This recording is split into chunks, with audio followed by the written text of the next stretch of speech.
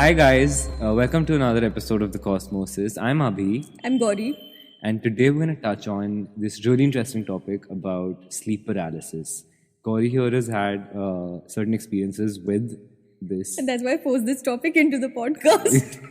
But yeah, no, but honestly, I feel like it's you kind of have like some sort of experience with it, so it would be interesting Yeah. for us to hear that.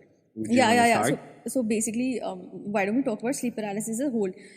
What's your idea about sleep paralysis? Like, I know we don't have to get into the nitty gritties and stuff, but when I say sleep paralysis, what do you think of? For me personally, I haven't had that kind of an experience. For me, at max, I've had dreams which kind of like leave me in a state of just this dazed. Leave me in a leave me in a dazed kind of state post that dream. Like sometimes I've had dreams where I wake up and it takes me like half an hour to like an hour, even though I'm aware of my surroundings, I'm interacting, I'm doing stuff, but it still kind of stays there with me. Certain dreams, sometimes I'm just like, okay, it takes me like a little while to get out of that zone that's happened. And sometimes I've had dreams which have just been where I've kind of been aware that I'm kind of dreaming and I've wanted to wake up, but I haven't been able to. So I would associate it with something of that sort. I have no knowledge about sleep paralysis as such, but I would kind of like that's what comes to my mind when I think of the term. Like that when I've been left in that state, in kind of like a vulnerable or like a scary state within a dream. It doesn't necessarily have to be scary in terms of just the occult, but just dreams in general are so like all over the place, right? They're never really that consistent. Like they can repeat, but they're still not as consistent in terms of like the world building that's done in the dream. And the people that you meet. Sometimes it's first person and it switches to another thing. So it's kind of strange. It kind of what do you feel? What do you think? What have your personal experiences been like, or what do you know about the subject? So okay, Of sleep so paralysis. since I've had a few experiences, I did some research, and apparently there's the REM cycle, right? The sleep cycle. I've heard of that. Yeah. And usually when you're either entering that cycle of deep sleep or when you're exiting that cycle of deep sleep, that's usually when sleep paralysis tends to happen, right? Because your mind, Wait, it takes place during that state of like deep sleep, or is it right before? when you're I'm a little confused. entering that state, right? So right before, or when you're trying to exit that state of deep sleep and wake up. So basically between those two exit and entrance wala jo point hota hai, Okay. right? Where your mind is trying to get into deep sleep or your mind is trying to awaken itself from deep sleep. And this is done during 90-minute REM cycles, right? Also tends to happen if you're stressed out a lot, right? And if your mind is trying to be active but also sleep. What exactly happens? Because I have my assumptions about sleep paralysis. For me, it's thinking that when you're in a dream which you can't really escape, or you kind of want to wake up, but you don't really, you're not really able to wake up, right? But like I'm not like obviously like I'm not considering you to be an expert in that. But with your personal experiences, Yeah. or just like for a person who's completely like a lay person around the subject, how would you define sleep paralysis or the experience of it? Like I get the part where it kind of like that 90-minute REM cycle entrance and exit part that you just mentioned, but Okay. yeah. So basically, what happens is when you're trying to enter that state of sleep or exit that state of sleep, when you're generally sleeping, your body goes into a state of temporary paralysis, right? So you don't act out your dreams or hurt yourself. Your mind does that to your body in order to keep you safe. Yeah. Right, which is why a lot of times when people sleepwalk, it becomes unsafe for them. They don't know what they're doing. They don't know what's danger, what to avoid. Your body is in a state of paralysis, so you don't hurt yourself. What happens is sometimes your mind is awakened, but your body is still in that state of paralysis. Okay. So I'm sorry to interrupt. Is it related to sleepwalking? Do these things? We'll talk about that in a bit. Okay. We'll talk about that also. But in a basic state of where your mind is awakened but your body is paralyzed, right? You're still dreaming, kind of. It's a half awakened, half asleep state. And sometimes what happens is, since your mind is trying to wake itself or is aware of your surroundings a little bit, those dreams that you're having turn into hallucinations. So a lot of people. Wait. So, are you awake during that period? Are Not you completely. awake in terms of let me be more specific. Are your eyes open? Some people say they can open their eyes, and Yeah. personally, I've never been able to open my eyes. Yeah.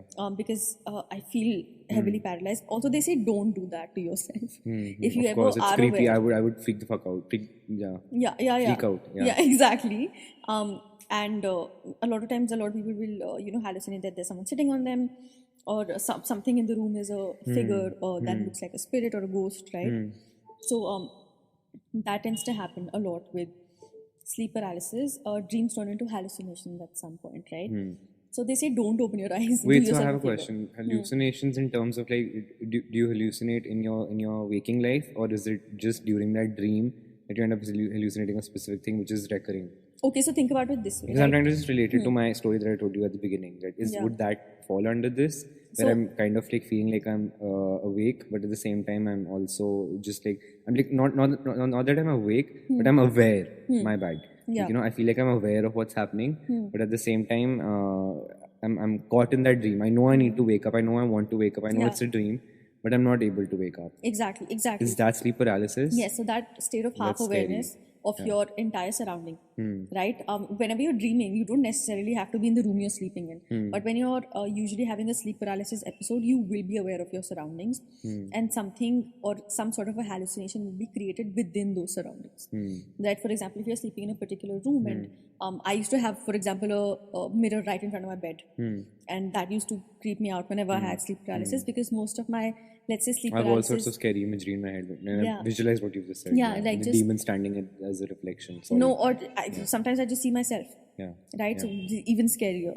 Even scarier. As in, Like, for example, if you're hallucinating during the sleep paralysis episode. you see yourself in third person. Yeah. And I talked to a friend That's about interesting. Yeah, that's actually a common thread in terms of like our dreams. I always wonder why does that happen, right? When we're dreaming, we kind of take on that. We in real life we never like I never see myself in third person. I always have like a first person. We always have like Exactly. a first person experience. Whereas in dreams, we kind of see ourselves from this elevated view where it's kind of third person, and it's Yeah. That's like what's that about? Is that I don't know. I don't know. I talked to a friend about it actually, and she told me that a lot of it has to do with astral. Her belief was that I did was touch on- astrally traveling without knowing I was astrally traveling, which is a little impossible according to me, because you have to put in a lot of meditative work to be able to do that. We did talk about astral travel also. Exactly. Yes.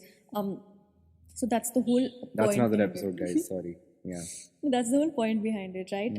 You hallucinate, you tend to hallucinate within the surroundings that exist, and usually last for a few seconds That's to what a couple of minutes yeah. only. I feel like it wouldn't be connected to astral travel in that sense necessarily, because like the awareness aspect that you just mentioned, I feel like that's right, because in these dreams I might sometimes be in a familiar space or in my own room or whatever, but quite often or like like most of the times it's kind of this where I'm just like I start off somewhere, then I'm at some other place, then I'm at some other, like the locations or the setting of the dream keeps on changing. Even though I'll see myself in third person, I'll never see myself in first person. Like I'll never have that perspective. I don't think I really can't. I don't think I've ever in a dream.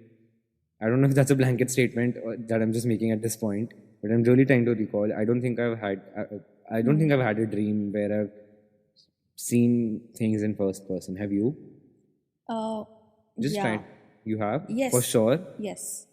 That's interesting. Yes. I'm In trying fact, to think, but a lot of the dreams the ones that I remember at least are definitely all that have been in third person. Even one where I was once as a kid, just like I think a lot of people have had this dream. I was as a kid growing up in school, like I'm naked in the terrace, and I'm just like in the balcony. I'm in the balcony and I'm naked and I'm hanging from the rails. But the kind of thrill you feel during that hanging, That was first scary. person. I was But terrified. that's first person, no? The feeling, I'm not talking about the feeling, I'm talking about the visual aspect of it in terms of that. Obviously, the feeling is mine. That's each and every time in all these dreams, I'm the one who's being terrified and Yeah. being Victimized. tortured. Yeah, exactly. But it's just like in terms of I'm talking the visual aspect of it. Like why I thought of that and why I even connected it. Why like I kind of resonated with it when you mentioned astral travel is because maybe that's my like how I've been influenced with the media that I've consumed related to astral travel. I've seen like the thing that comes to my head is Insidious series. You've seen it, right? You haven't. You have to. But I feel like at least for maybe then you'll be able to tell me if that's something that's relatable to you, or But I feel like in that they always did depict astral travel in that kind of a sense, where it was like that third person view that the person gets. So yeah, I But very interestingly, we were also talking about sleepwalking, right? So with sleepwalking, what they say is that your mind is in a state of deep sleep, but your body is walking. Which is why it's dangerous. Yeah. Because your mind cannot protect you. Right? So I'll tell that's you what very... I'm sorry to interrupt you, No, but I've this kind of a thing with sleepwalking.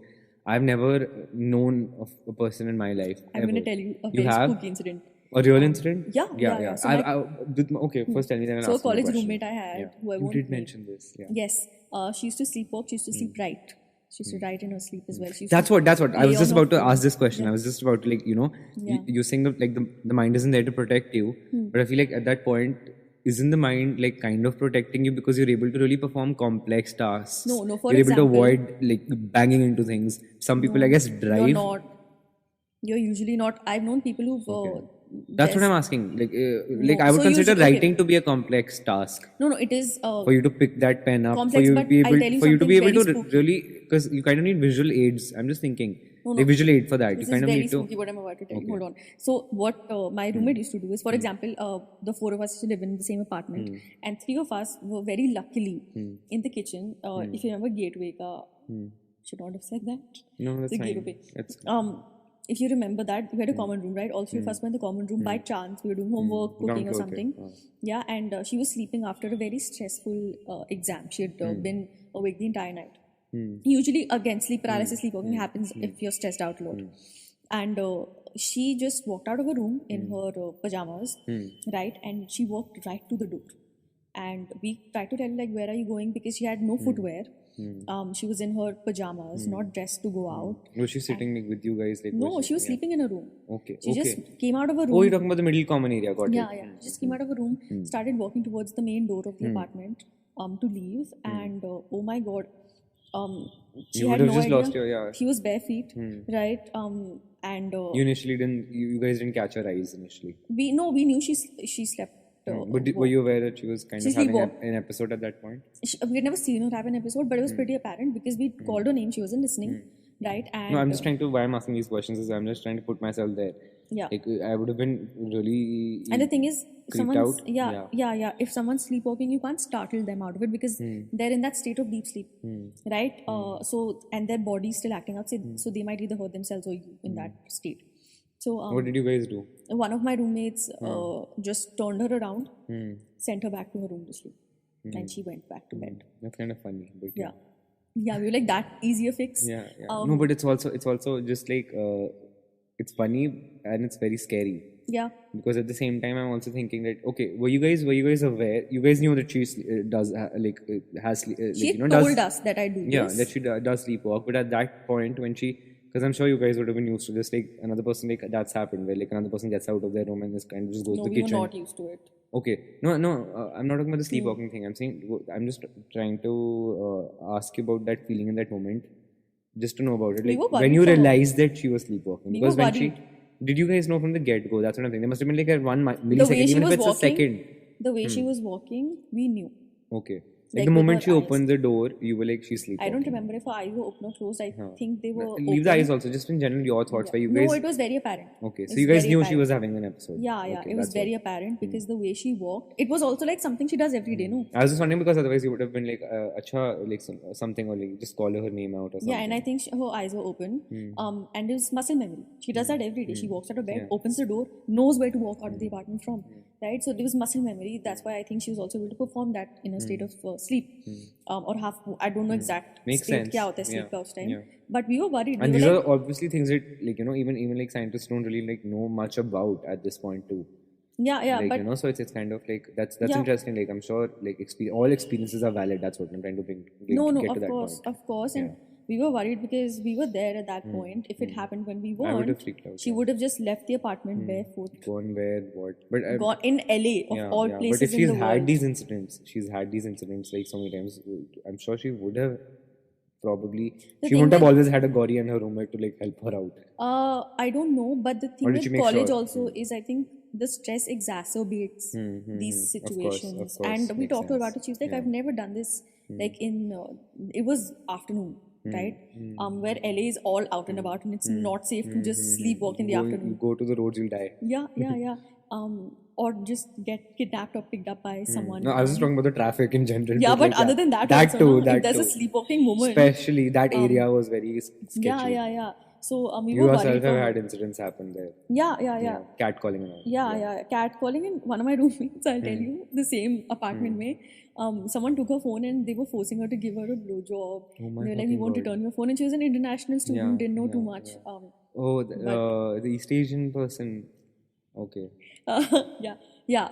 But yeah, so someone follow behind her, करके चाहिए, हाँ. someone behind her noticed and called the police. That's why she got like saved. Otherwise, they were like, come to the car and take the phone, and God That's knows so what scary. would happen. That's so scary. But That's anyway, She was willing to go also.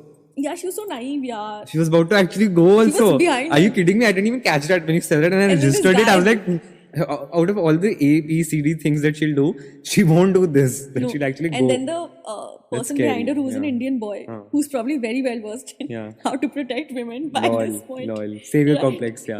Savior complex bhi nahi. I think Delhi mein, you know how to act when things like these happen. I think he was from Delhi. Very interesting. Delhi se hu. Delhi se hu, and he knew, so he called the police very smartly, and That's nice. That's how she got saved. And they found out that he'd stolen the car also he was taking her to, so she would have never been found if she went with him. But so going off that sleepwalking, another thing our roommate used to do is write when she was sleeping. She used to write down things on paper, and one day I walked into her room and I was like, listen, what is this language? Because as far as I know, you only speak English and a little bit of Spanish, and it was Latin. She had written in Latin. That's creepy. And she's never, I remember you Her mentioning sister the story knew. roughly a couple of years back or Yeah, whatever. her sister knew Latin, so she'd only heard a little bit here and there. She never That's so knew interesting. Latin. That's And that, it's that, very that kind scary. of just, like, of course, like, my instinct or anyone's instinct would initially just be to rationalize it. But at the same time, you can't help but, rationalize it with that kind of a rhetoric which you just said, like, her sister knew this, she must have come across it. But it's also so interesting because it's kind of that realm where you're like, it's kind of there in the occult realm too, because you're like, where is that coming from? Like, and there is like, like having done a little bit of research on the topic, there isn't any like conclusive answer to it even now. Like, with the kind of technology and everything that we have, there are different arguments that people have where people are like, oh, it's just like the brain's way of like processing the thoughts and all of that. But even then, all of those are just, at the end of the day, they're all just like, There are hypothetical. things that exacerbate it though. Sorry? There are things that exacerbate things. That like would make sleep sense. That would make paralysis sense to make it worse. like, for example, caffeine, alcohol, stress. Okay.